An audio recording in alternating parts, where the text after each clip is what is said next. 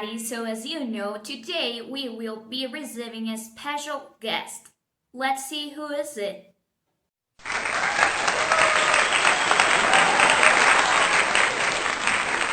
Hi, everyone. I'm glad to be here with you. Andy, what an honor to have you here.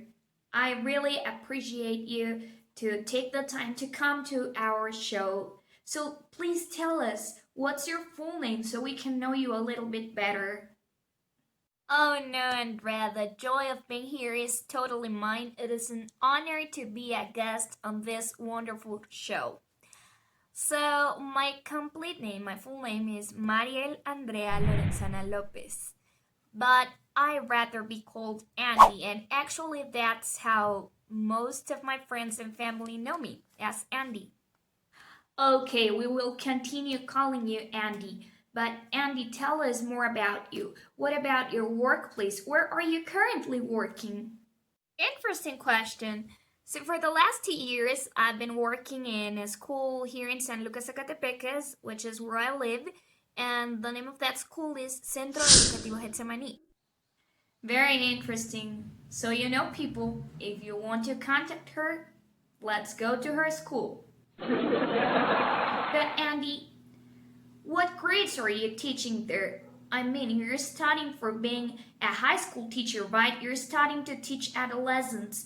What grades are you currently teaching? In the school where I'm working, they hire you under the condition that you must work in every level of the school. In my case, because I'm 19, I was hired when I was 18, they decided not to put me to teach graduates. So that's the only level where I don't work. But I teach pre-kinder, kinder, both sections. Those are lots of kids. I also teach second grade, just one section, thanks to the Lord. And I'm teaching English by levels 1, which is mostly 7th graders, but I also have 2 students from 8th grade. Okay, those are quite several students. And Andy, do you like to teach to all those grades, to all those ages? Has it been easy? First of all, I would like to answer you the second question. No, it has not been easy at all. Believe me, I have struggled a lot to be creative all the time, to get organized with my time. It's a constant challenge to be a teacher, you know. You always have new cases, new students, and you have to adapt to the resources that you have or the lack of resources. You need to adapt to the school rules, to the way your coordinator says, no, I don't like that methodology you're using. I rather have you using this methodology, even when you know there are lots of approaches that you could use instead of that methodology that she wants. But I think that the more experience you get, the better teacher you become. And even with experience, that doesn't mean that it won't be hard sometimes to be a teacher. And concerning the first question, in the school where I work, they hire you under the condition that you must teach in every level of the school. But that doesn't mean I enjoy teaching all those grades. I mean, it's sometimes very hard to have all the required energy to work with elementary level. I mean, I love those kids. I love them with all my heart. I have great memories with elementary, but I rather work with teenagers. You know, teenagers are wonderful. They are fun. They are always challenging you to be a better teacher. You need to find a way to help them get motivated and to find a way to help them acquire and embrace the language. So I really love working with adolescents. I don't enjoy that much to work with elementary, and I like little kids, but some grades like kinder become hard. They prove my patience. They test my patience sometimes. And even though they test my patience, I love little children. Yes, absolutely. I'm sure that the more experience you acquire, the better teacher you will become. I'm pretty sure of that. But Andy, let's continue with our interview. Now, the most important question, the question that everyone here wants to ask. Why are you studying ELT? Why did you choose this career? Tell us about that story, please.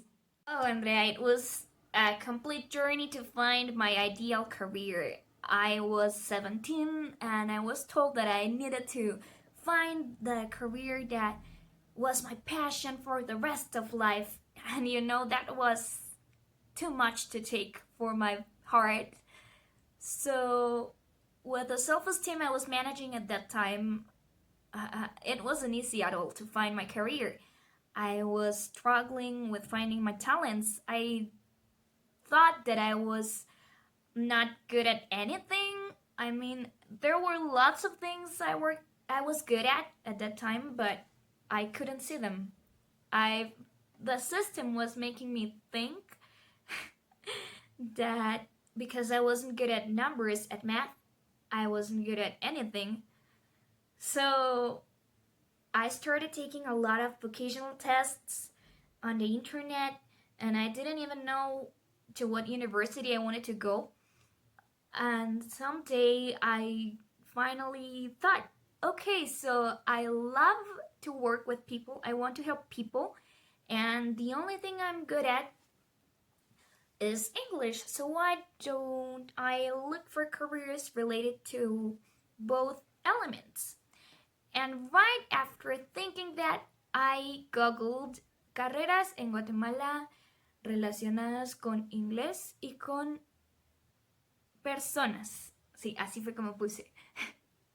And the first thing that appeared was an announcement from Universidad del Valle de Guatemala, where they were promoting ELT. So I read the pensum, I read the goals of the career, and I suddenly fell in love with it. I felt like I was finding a dream that I was looking for desperately. So that's my story basically. I wanted to serve others and to use what I consider was my only talent at that time of my life. Well, Andy, what a touching story. Who would imagine that you passed through all that journey just to find what you wanted to be in your life, what you wanted to accomplish? Thank you for telling us more about it. And Andy, as our last question, we know that you are currently studying in your last year of the Profesorado en Enseñanza Media, and right now you are starting to take Assessing Language Skills course, right? Yes, actually, today we started the semester. So tell us, what would you like to learn from that course? What experiences would you like to live during the course? That's the hardest question of all. I don't like to set expectations for anything because I like to flow with whatever life puts in front of me. I know that there's a reason why I'm taking this course, that they decided to put this course because it's gonna be useful for us as teachers. And the only thing I'm expecting maybe is to get to learn how to create good assessments. One of my hardest, one of the biggest challenges I faced when I started teaching was, okay, how do I create a test? How do I make a test?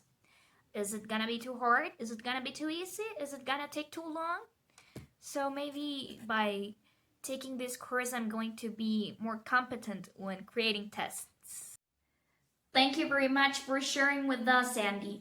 But is there anything else we need to know?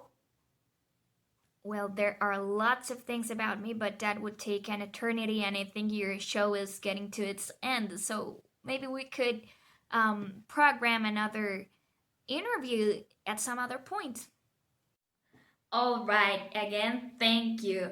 Ladies and gentlemen, this was Andrea Lorenzana.